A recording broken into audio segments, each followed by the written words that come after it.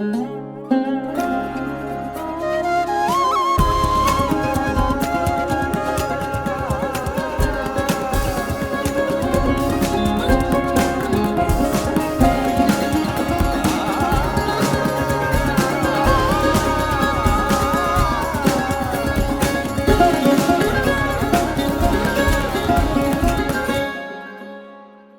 everyone.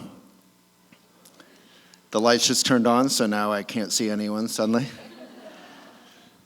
I would like to echo as a native but very white interloping boy who was born here, honoring our indigenous ancestors and the immense sadness and heartbreak that has occurred over the past century plus.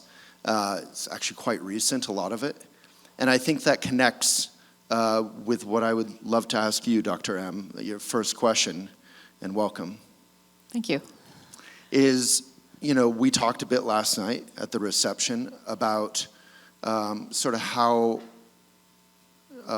far away much of the world, many of us, are getting from a natural diet, organic food, being present with our diet and our health. What can we do to repair that? Well, first of all, everyone needs to recognize that we're living in a very highly processed, highly industrialized, highly chemicalized world, here especially. We have industries that want to survive, that strive to survive. They'll do everything they can. The industries that I'm talking about are those that are chemicalizing us, really ruining our terrain, ruining our air, our water. The very essence of life is being ruined. Our birds, our animals, everything they're being poisoned. So all of these things, the terrain, the environment, our world is being taken down. So because of this darker force, we have to bring ourselves up and strengthen, fortify ourselves. Those of us who want to save ourselves, who want to be the light of the planet, who want to take the sunshine and make all this work, because it's the sun that gives us great energy. But it's not the sun alone that can do it. So we all, to collectively do this together, we have to come together.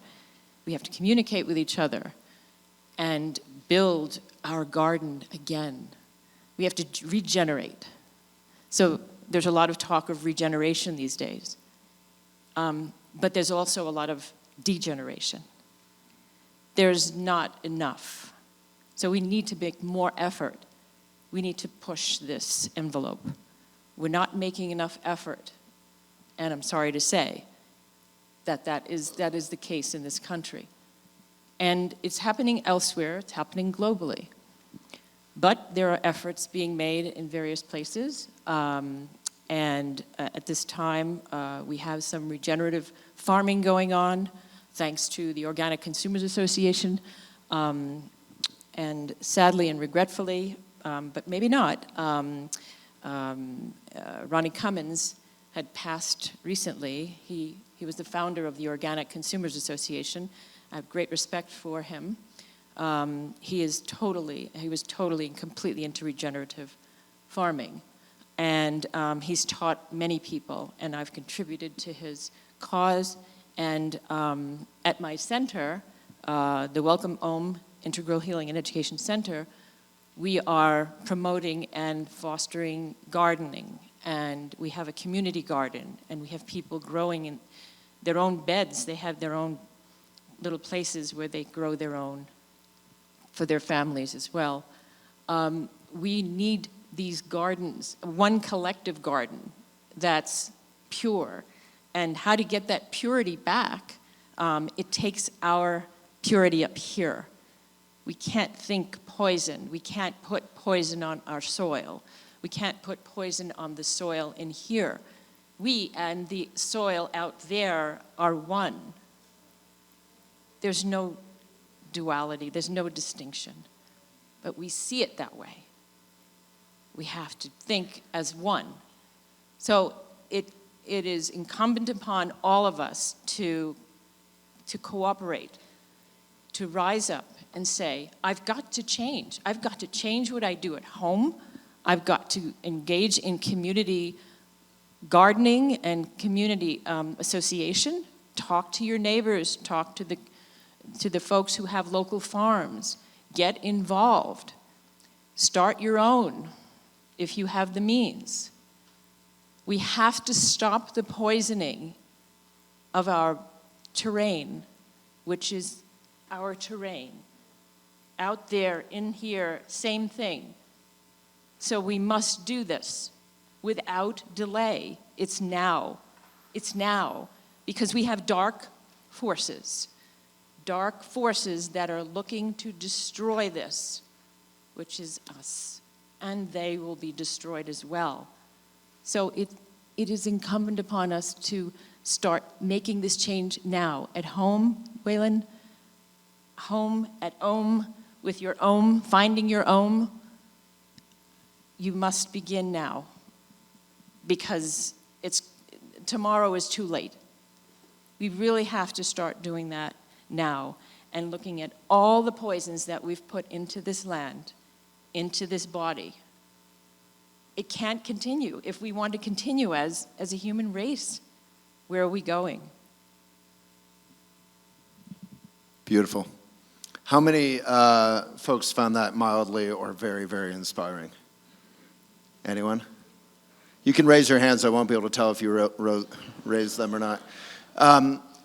What comes to mind for me, because I've been a sort of conscious consumerism activist for many years, is some frustration. Because, I interviewed Marianne Williamson recently. I've interviewed many farmers, and a lot of people put it in that framework of them trying to do evil things. But how many people, you don't have to raise your hands, have ordered off of Amazon or used the products of these oil companies, which is including plastic bags at our local farmers market? So we're in the system, we're part of the problem, and we're also part of the solution.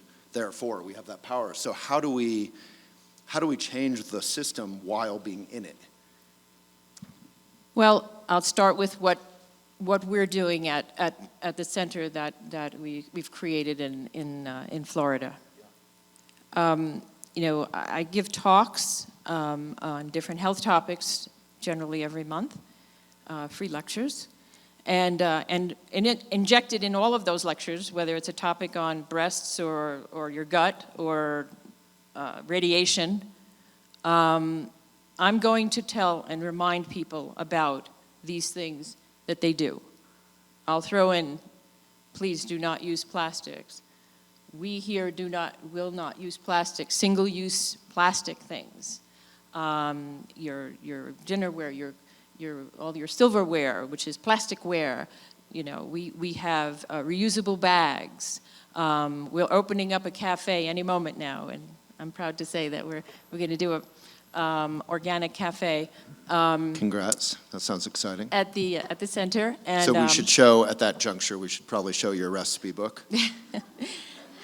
So we're fostering these habits right there and then, and at home with my own family, I'm reminding them, and they see it, because that's what I keep talking about, that we have to transform, because people are so used to the plastics and so used to that, plastic bottles, the containers, everything. So at the center, we are going to have reusables. We're encouraging people to bring in reusables. When they come into our market, we have a market.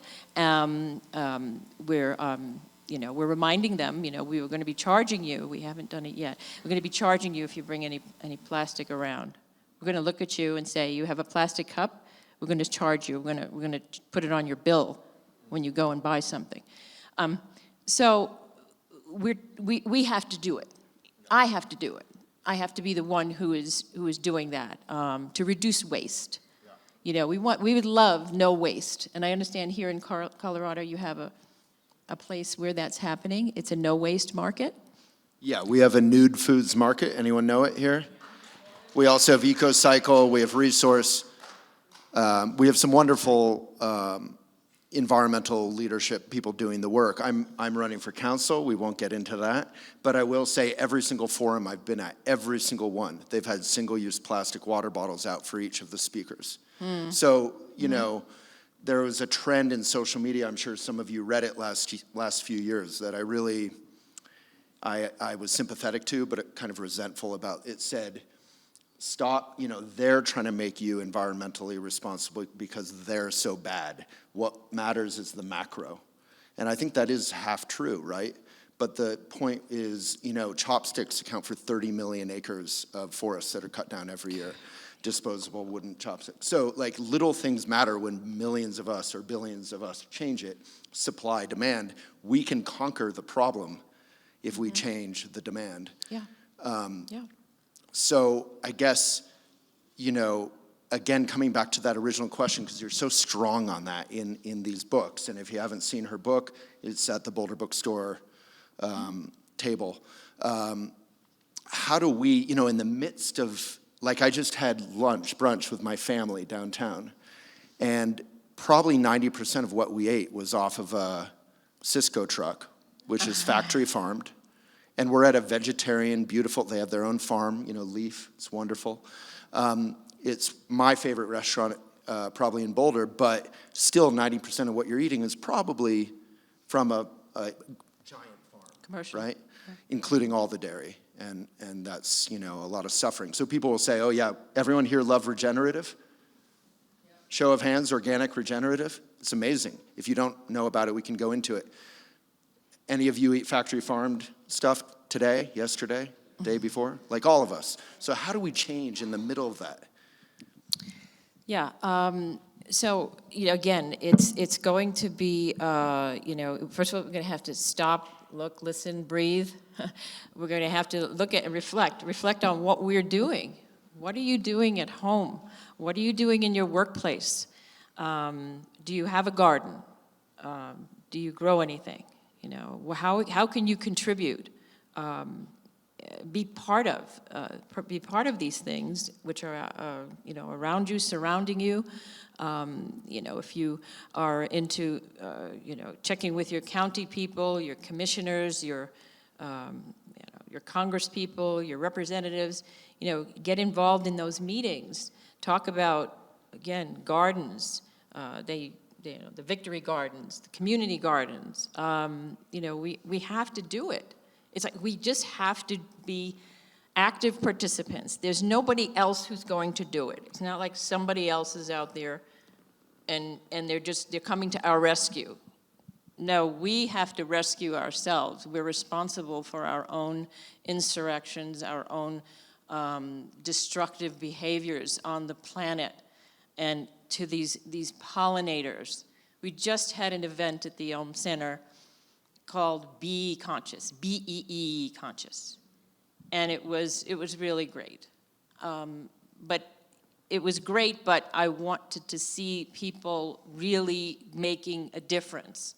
You know, are you going to take care of the pollinators?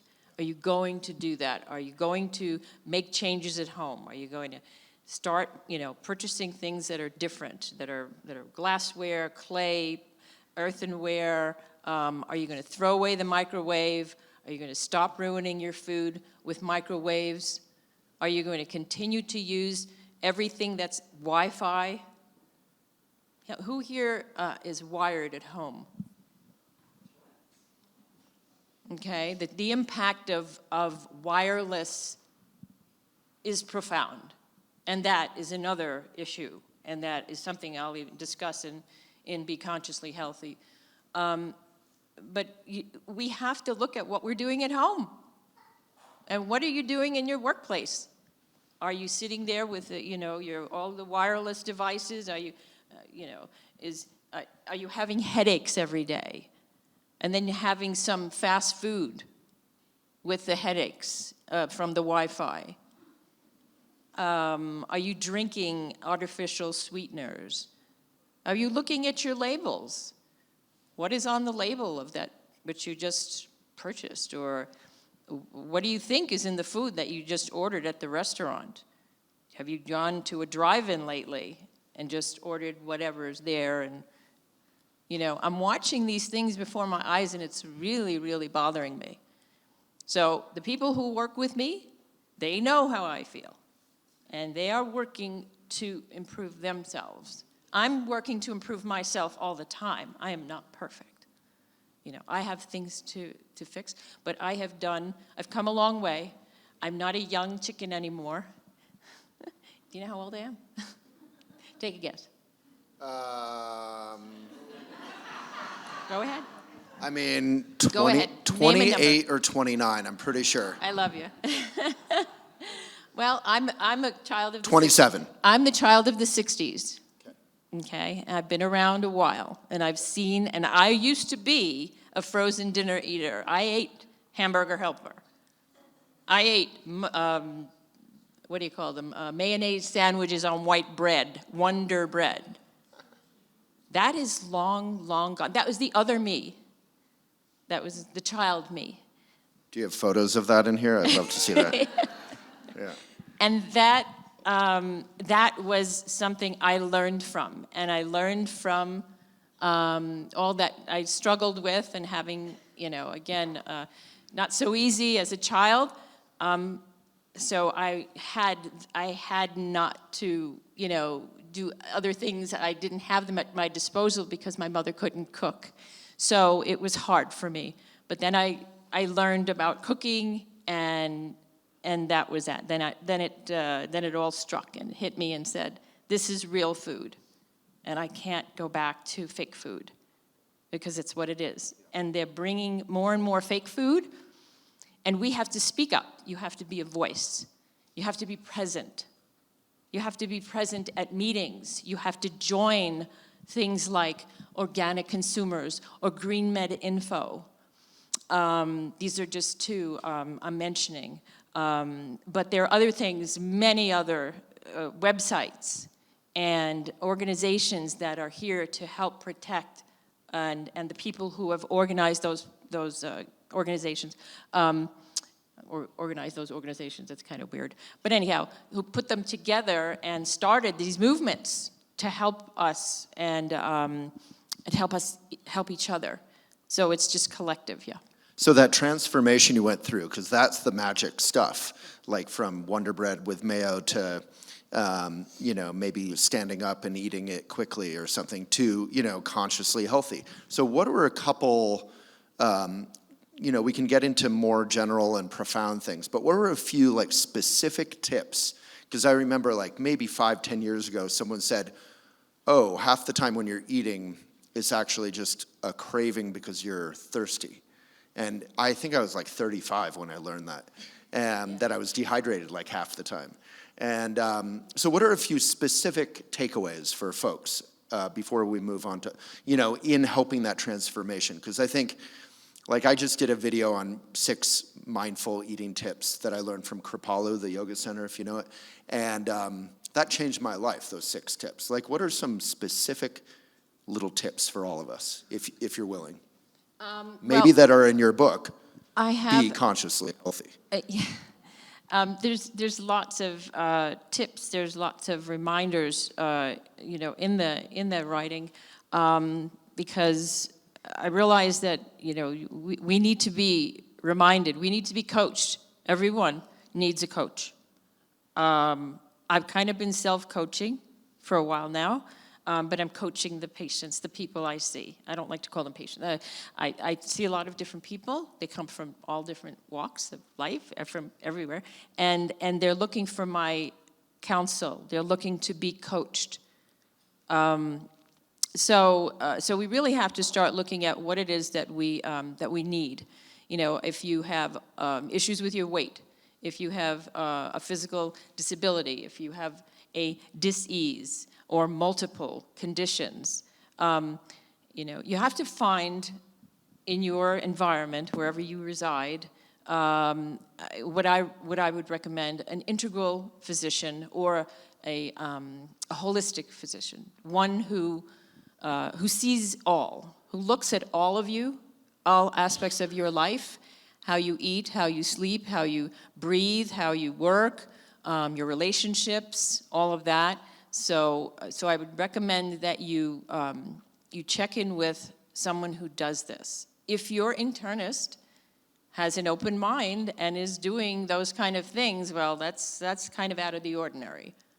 But if you need someone who you can turn to. So there are people who just turn to life coaches, or some therapist or a nutritionist or whatever, online or in a physical structure to go to. But if you have these type of places to go or these people to see, please consult. If you're having a time, you're struggling with issues of your own. It's personally, I would say that people need to first clean up their kitchens. If your kitchen is full of plastic bags, all kinds of, junk foods, you're going to have to do something about that and realize that it's not fuel for your body. It's not good for your body. There are many, many foods out there. There are over 140,000 chemicals now that they've identified that are in foods that are, just not belonging in our bodies. So you have to start look at the labels, look at what you're eating or what you think you're going to eat. The typical American diet is pretty awful. And if you're not doing that, well then, wonderful, kudos to you. But look at your meals, are they balanced? Are you exercising along with balanced meals? Are you sleeping properly? Do you have issues there? Do you have sadness in your life? What are your relationships like? What are your attachments? Now, in the book, I talk about the Four Noble Truths of the Buddha.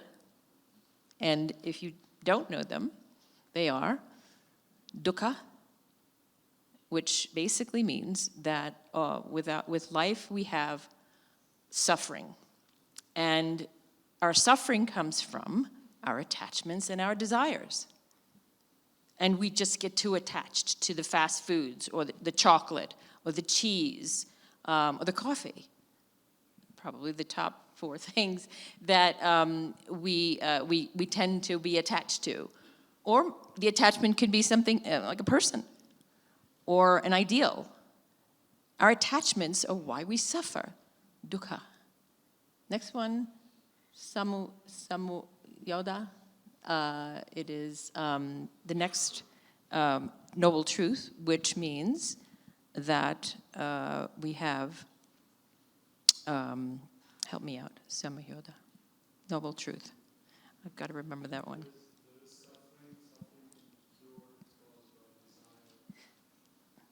Right. So we continue on with our suffering, but there are ways out of the suffering. And then we move on to our next level, which is nirhoda, and which you can come to terms with your suffering. You can remove yourself from the attachments, and you can change and become, salvation. You can achieve salvation. And you come to a state of almost nirvana. And then the magga, which would be the ultimate separation from all your attachments and those things that have dragged you down and made you suffer. So there's suffering that we can get rid of, that we can remove ourselves from. And it takes mindfulness, it takes effort, it takes intention, and we really have to get that, in our lives. We have to move forward to change that suffering. So there are certain truths. There's suffering, and then there's suffering that can be removed. So we have to look at the way we're living our lives. What are we attached to? And how could we get rid of those attachments? There are different ways. Again, mindfulness, mindfulness meditation, getting involved in these kind of programs, exercising your body, engaging in fun things, enjoyable things, in activities that make you smile and that you feel fulfilled in, and continuing this process and growing with it is really very important. So we have to understand that, and we have to keep going in the right direction if we want to change these things, which are, they're not bringing us anywhere but down. We're taking ourselves down with our diets and the choices that we make. Yeah, the basic Buddhist message there, as I was taught, was, we buy into sort of the ego's game. So we think we're trying to make ourselves happy, but really we're just protecting ourselves from reality. And reality is constantly trying to wake us up playfully, in a rough way, in different ways. They say, like, when you stick your finger in a car door or a door accidentally, it's because you're so not present, And so that is a sort of a painful message of waking up. And then when you turn that around, as you were discussing, you think about kindness and helping others. Service is the ultimate smile. Kindness, you actually start waking up. Eleanor Roosevelt said, she was miserable her whole childhood. She was told she was ugly. And then one day she discovered like soup kitchens and service, and she was like, wow, I'm joyful for the first time in my life. I'm not obsessed with myself, thinking about others. So it's not that you don't treat yourself well, but it's some sense of kindness to self and others. So in terms of the path out of suffering and the root of suffering, all that suffering, it's the right path, the eightfold path we discussed. Right. So it reminds me the way you were speaking about it, Dan Buettner and the blue zones. He didn't invent the blue zone thing, but he talks about it, which is like just eating very simply. It's sort of like how Michael Pollan talks about it. Fewer ingredients, closer to the earth, less processed. Yep. And then you were starting to say some specific tips. What else in terms of exercise? Because all of us know this stuff, but somehow we don't do it. So I feel like a lot of it must be that we're caught up in our revolving ego again. Right. That's why I definitely am an advocate of finding a person that you can trust, that you've perhaps heard about or, has helped others. We need each other. We're not islands unto ourselves, right? So we need each other. We need you. But there are many others who are out there who are doing these things, who really are trying to make that difference. They have great thinking skills. They're they probably suffered themselves, right? We all go through suffering. That is just one of those truths. So we have to really, if we can, grasp onto someone or someone's or group that can help you wake up. And by the way, our 4 pillars are awaken, educate, nurture, and heal. So there's an awakening, and in that awakening, a lot of things happen, and the education happens, the nurturing, the healing happens. So there's all that, but you really have to have that motivation, that stimulation. There are different organizations, there are different doctors out there, different healers, health practitioners, so forth, that you'd have to really find yourself in wherever you're from. And then there's telehealth things where people can communicate with you from across the miles. That's helpful too. And it's maybe because I'm thinking politically right now, it's painful in the U.S. because I think something like 50% of the U.S. is living paycheck to paycheck, and we don't have health care necessarily. A lot of what you list is accessible for any of us on a sort of domestic basis. We can do it ourselves. Mm-hmm. But if we don't have regular checkups or, resources with doctors, I guess this is all the more important, diet and exercise and all that. Yeah. Again, reading, reading materials are available. I have some here that I've written, but there are many resources for information, and you certainly have to seek that out if you can't afford. There are practitioners who do either pro bono work, or there should be places, health departments. I'm hoping that there are health departments, if that's what we want to call it, that offer these kind of services. You need references to places where doctors do pro bono and who do lower priced kind of visits. Because, it is a problem. Not everybody has insurance, and everybody can afford it. But online, some of the online people, I don't know if you guys know Dr. Joe Mercola, Mercola.com. He offers a lot of information about living for yourself, getting healthy on your own, with guidance and tips that he gives, and he has a lot of wonderful speakers, doctors, healthcare providers coming from across the spectrum of natural medicine that are very helpful. So you can look to one of those, like Dr. Joe Mercola online. Again, from where I come from, I give lectures. I have talks that go on live, so people can come, to the website and find us, and we're on Facebook and that kind of stuff. Wonderful. That's a great resource. Yeah, I just always want to acknowledge sort of privilege in the room, which is, the elephant journal world, your world, the yoga world. Often there's a lot of, access to support, and that's not the case for everyone.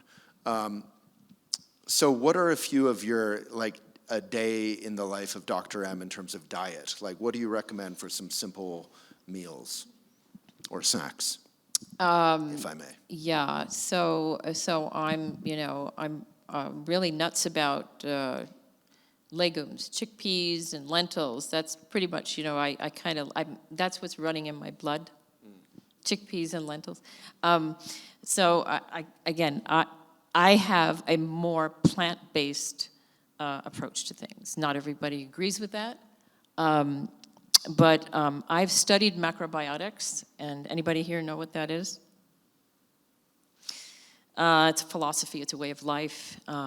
It's living literally means living life to the fullest. Macrobiotics, large biotics, life.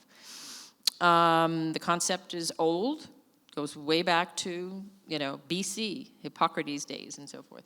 But someone by the name of Michio Kushi brought macrobiotics to these shores back in the 1960s and 70s and 80s. And a man from Japan, I don't know if you know him, but he happens to be someone I recognize, and he was like a mentor to me, someone who I met back in New York, where I'm from. And he spoke of balance, harmony, the balance of yin and yang, which everything is consisting of, the two complementary forces, yin and yang. And I talk about this in my sessions with people. And I bring concepts out of with balance to everyone who I meet, because I go over their diets and I go over their lifestyles and everything. And so we go to the balance and we go to the yin and the yang of their lives. But in my own, if I had to say what I eat every day, I drink water. I drink a tea that has holy basil, lemongrass, and ginger, and I give it to my husband, and we share it. And it's made all the time. I sometimes don't eat very early in the morning. I do a lot of stretching. I'll do yoga in the morning. I'll meditate before I go, or before I get ready for my day. But exercise is a very, very important part of my day. I have to move. I'm a mover, and I have a whole chapter on movement in the book. But I'll eat maybe a light fruit, a grapefruit, which is a low glycemic index fruit, and it has a lot of beautiful nutrients to it. So I'll have a grapefruit, and then I might have some coconut. I have coconut, or I have sometimes a coconut milk, and the tea. And then I might have oats. I'm a fan of oats. Not everybody is. But oats are very good for you. They have beta-glucan. They have a lot of this viscous material that helps take things out of your body to detox you. So they're very nice. They're a source of protein. They have a lot of minerals and vitamins as well.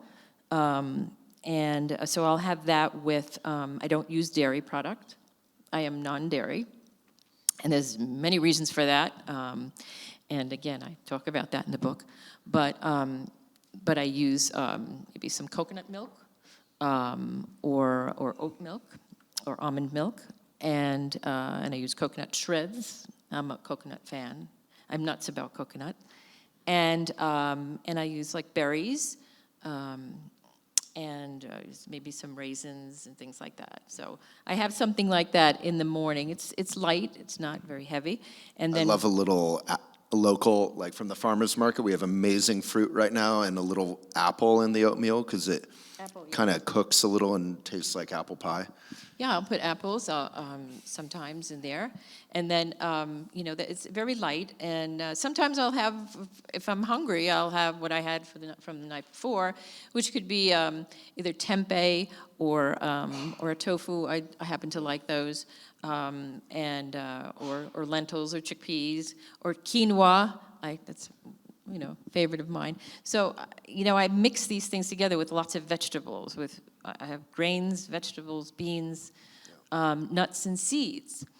And my husband eats a lot of nuts. So he's nuts about nuts. He's always chomping on those. Which I've are met good for him. you. He's definitely nuts. Yeah, he's nuts.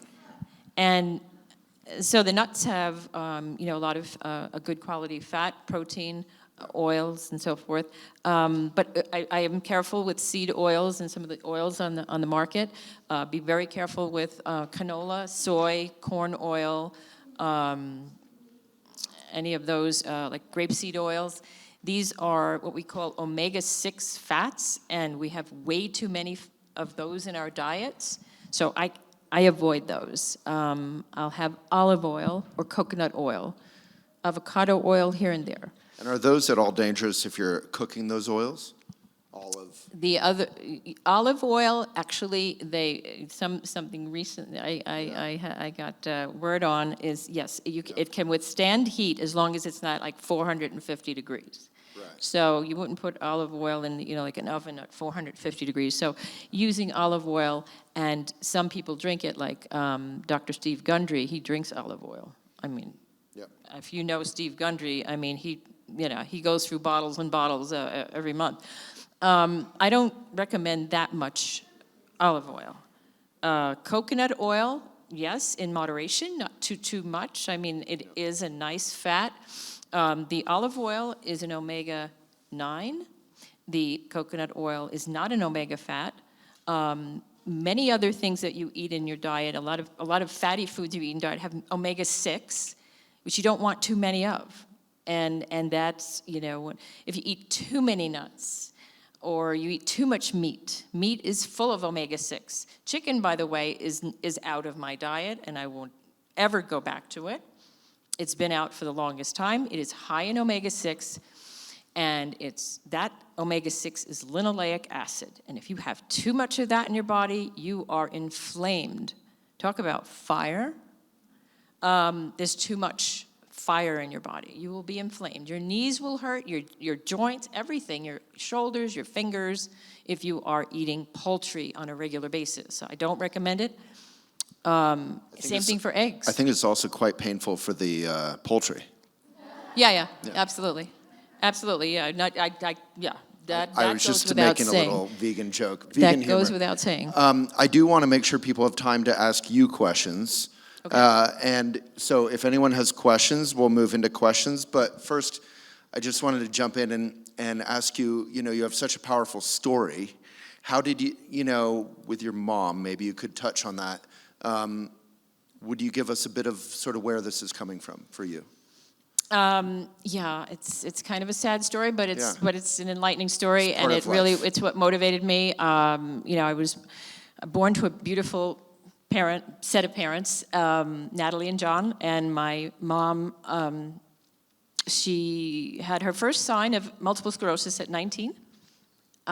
She had a blind spot, and no doctor knew what was wrong with her. They just thought it was a cinder in her eye. And she went on to, marry my dad and had me. 1961, here I came. She was 22 or 3. And she started to fall apart as the pregnancy went on. And then my father was concerned, so they went and they found out that she had MS. And she was not strong. She was losing her strength. Everything was falling literally on the ground. She was dragging her legs, and he was afraid that, I would be dropped as well. So there was a lot that went on with that.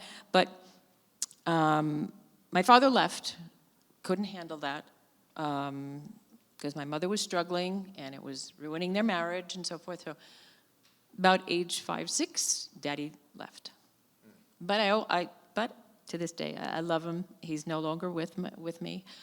He's no longer, in his earth body, and neither is Mom. But my mom she became my whole world. My daughter, she was my daughter. We reversed roles really early, and so here I was taking care of her. I was 7, 8, 9 years old. It's not what a 7-year-old should be doing. But I did, and I tried, and it was just her and I against the world. And I watched her deteriorate, and I was a kid. And I watched how the medical profession did virtually nothing for her.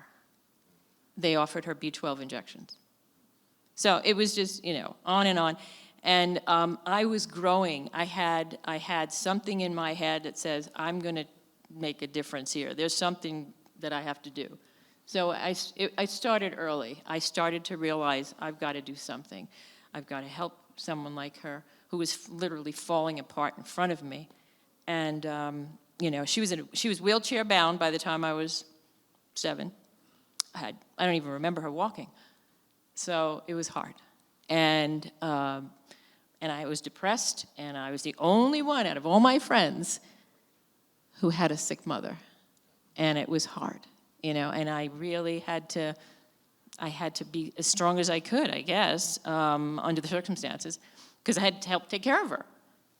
I had to do all these weird things, like cleaning her up, and eventually putting a Foley into her. I became her nurse. I was her mother, I was her nurse, I was everything to her. And she was everything to me, and that's all that's what I had. So my motivating force was undoubtedly my mom. So I dedicate my life's work to her. And it just, it really transforms you when you have a person who is ill and cannot do for themselves in front of you. And you're a child. It's you against a big world out there. And no answers were given other than, we can't really help you, to her, and so on and so forth. So it was really a journey. I knew I had to do something, and I sought all kinds of different ways and paths. And before I got to medical school, which I felt was the way I could learn about how the hell what went wrong here, and maybe I can figure this out. I couldn't go to medical school right away because I had to take care of her.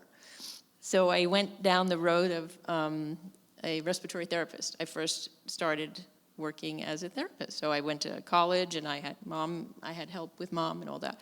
But again, I found through that. And during those years that I was studying as an undergraduate, I got my bachelor's, and then I learned about respiratory therapy. I could work and come home to her. So I had some help. We got help through lots of hard work. We got help for her. It was hard.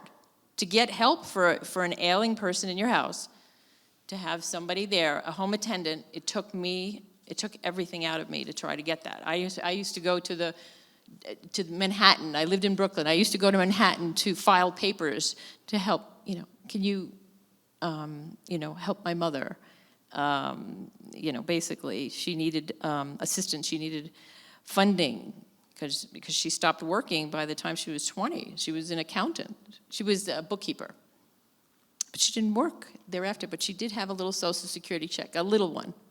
And that was going to help us, her and I, because Dad wasn't going to do all that. He wasn't going to help too much.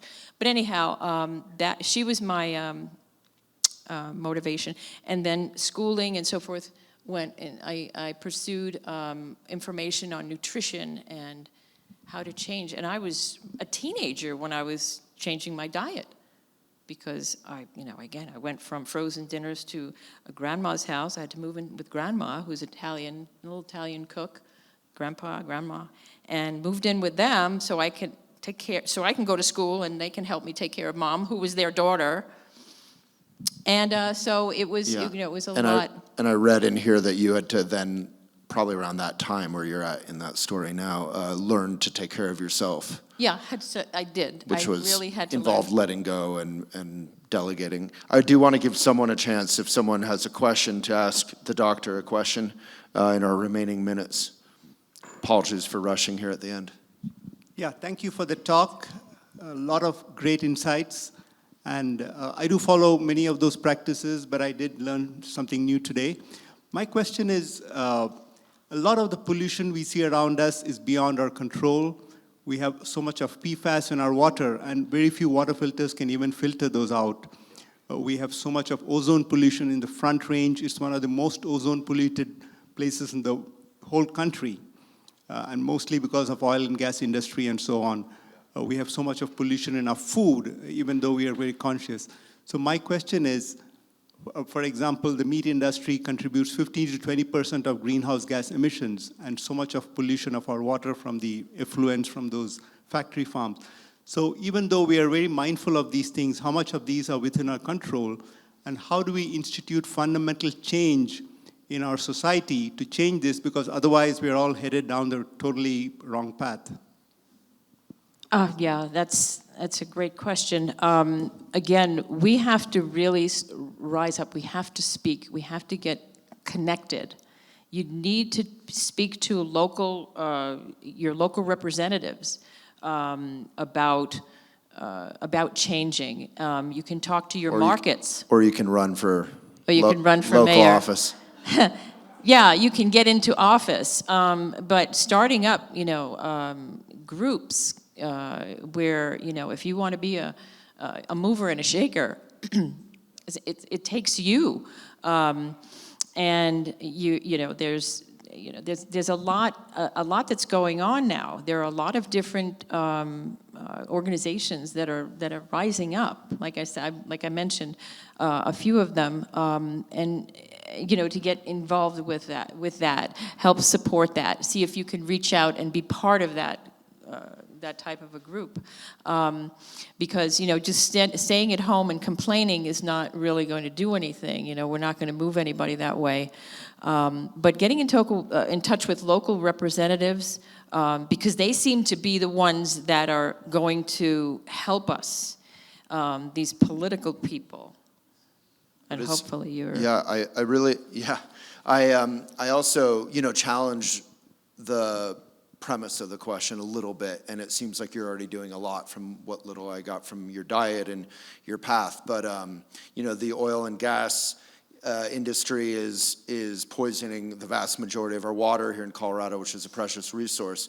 We in Boulder are activists against fracking, right? And then we go home to our natural gas heaters and ovens and all that. So changing. Little changes, like don't give up your own power, I guess is what I'm saying. Like little changes actually change the economy and encourage your friends and that kind of awareness. And we've seen after Michael Pollan, who I've featured on Elephant, wrote his first book, farmers markets were dying out in the US. They increased 10,000% over the next decade. So don't give up your own power. And, every single time we fly, we're poisoning our world. And it's the point of that social media trend or whatever last few years was good, which is like, don't guilt trip yourself endlessly. Like, we all have to do it together. But where I disagree with it is like, don't give it up. Like the mindful life, challenging the system is important. And, most books are poisonous now. They're coated in plastic. They have poison glue. Most of us are Amazon Prime members. Like, change. Like, we used to be activists against Walmart in Boulder, and now we have Amazon trucks trawling every street. So don't give up your power, We have Yeah, we're probably running out. a couple, Oh. one more question, maybe two. Boulder's infamous for short questions, so let's get a few in. Please. I'm sorry, there's someone behind you. Yes, I was listening carefully. You said you love CoQ10. Did I hear you say that? I didn't say that outright. I think I said I love chickpeas. No, CoQ10 is a supplement that I recommend. Yes. She's nuts for it. Yeah, That's what you said. And it's interesting, I do take it. I have daughters your age, but I walk around with walnuts in my pocket, and I wondered which nuts your husband munches on that you approve of. He's a cashew lover. Almonds. But some of the best nuts are macadamia, which are a little bit pricier than your average nut. They have great fats. Your average nut right there. Yeah, and walnuts and pistachios. These are pretty decent nuts to use. The rest have varying degrees of minerals, vitamins, antioxidants. There's different degrees of fat and so forth, and protein. So we're in speed round. I'm sorry, speed is the American culture. We have 2 more questions, so and 3 minutes, no problem. What about food that's grown through hydroponics? Yeah, as long as you have the right watering system. You're talking about like with the fish, or just hydroponics. It's No soil at all? that's no problem. Yes. Hydroponic has come into favor in a lot of places. So you can grow a lot, and you can do towers, and you can do all kinds of things. So in a small space, you can use hydroponics. My friend bought one off Marketplace, so you can get them used. They're pretty cool. Keep the water clean. Was there another question? Yes, sir. Cool. So I am a martial arts instructor, and we are very much about mind-body-spirit connection and physical health. And I really like what you said about awakening and then education. But what I've found in my career has been that education, once you're kind of awakened to your own health and the things that are going on in your body and your mind that you want to fix, that can become very overwhelming and can cause people to not take those action steps to take control of their health. There's a kind of a cheesy saying, but I know I can make it better because I know I can make it worse, right? But for so many people, that overwhelm causes them to not take those steps. What would you say to people who are kind of awakening to their own health issues to inspire them to want to take small, actionable steps towards health? Thank you for the question. We have to appreciate who we are, what we are. We are living, breathing, collective manifestations of the infinity. And we have to feed ourselves the right food. We have to take in the right air and the right liquids, the drink that we drink. We have to also, recognize our need for movement, for then stillness, the meditation, the sleep. So when I talk to people, I have to remind them, your body's not a playground. It's just not. You have every right and every bit of power to make it the best it can be. And you cannot put beer in a car. It's not going to run. You cannot I put. thought you were going to say you can't It's put not- beer in You a can't put beer in playground. the okay. I know you have all the jokes ready. But we have to realize what we eat, what we consume becomes us.